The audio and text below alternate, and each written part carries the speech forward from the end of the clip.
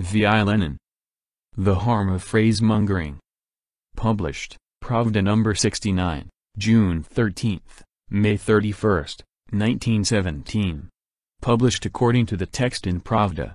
Source: Lenin Collected Works, Progress Publishers, 1964, Moscow, Volume 24, pages 546 to 548.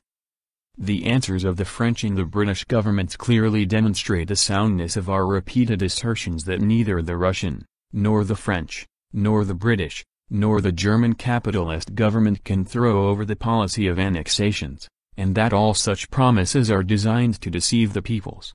See footnote 1. We are fighting to seize Alsace-Lorraine, we are fighting for victory, the French replied. Be good enough to comply with the treaty and fight for Russian and German Poland, the British replied. The bitter truth that capitalism cannot be reconciled to a non-annexationist policy has been exposed once more. The policy of the conciliators, of those who wish to reconcile the capitalists and the proletariat, the policy of the Narodnik and Menshevik ministerialists, is an obvious failure. All their hopes on a coalition government have been shattered. All their promises have been exposed as mere verbiage. And most harmful of all, as far as the cause of the revolution and the interests of the toiling masses are concerned, is the attempt to cover up the whole thing with phrases. Two shadings stand out in this torrent of phrases, one as bad as the other. Rabukaya Gazeta, the organ of the Menshevik ministerialists, brings grist to the cadet mill. On the one hand, it says, on this basis, on the basis of the answers of the two allied powers, there can be no agreement between them and us. When they say us, do they mean the Russian capitalists?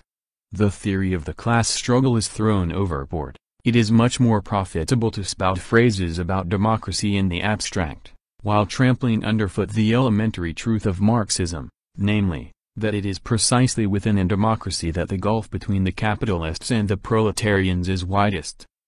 On the other hand, Rabukaya Gazeta wishes to make an attempt at revision of the agreements and the treaties, through a conference of representatives of the Allied governments to be specially convened.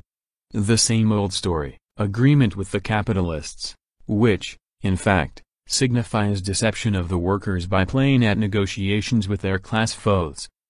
The pressure of the rank and file of the French and British democracies, even pressure by the French and British proletariat alone upon their respective governments. Writes Rabukaya Gazeta.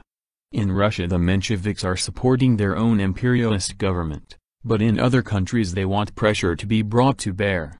What is this, if not sheer phrase-mongering and humbug from beginning to end?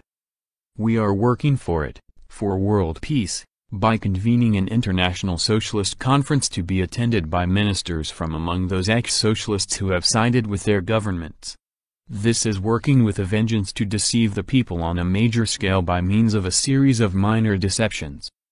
We have dialogue narrota phrase-mongering à la Jacobin. That stern tone, those spectacular revolutionary exclamations, we know enough. Faith in the victory of our revolution, with a capital letter, of course. Upon this or that step of the Russian revolutionary democracy depend the destinies of the entire uprising, with a capital letter, of course, which the working people have so happily and so victoriously begun. Obviously, if you write the words revolution and uprising with capital letters it makes the thing look awfully frightening, just like the Jacobins. Plenty of effect at small expense. For the people who write this are virtually helping to crush the revolution and impede the uprising of the working people by supporting the Russian government of the imperialists, by supporting their methods of concealing from the people the secret treaties, their tactics of putting off the immediate abolition of the landed estates, by supporting their war policy of offensive, their high-handed insulting behavior towards the local representative bodies, their presumption to appoint or endorse the local officers elected by the local population, and so on ad infinitum. Gentlemen, heroes of the phrase, knights of revolutionary bombast.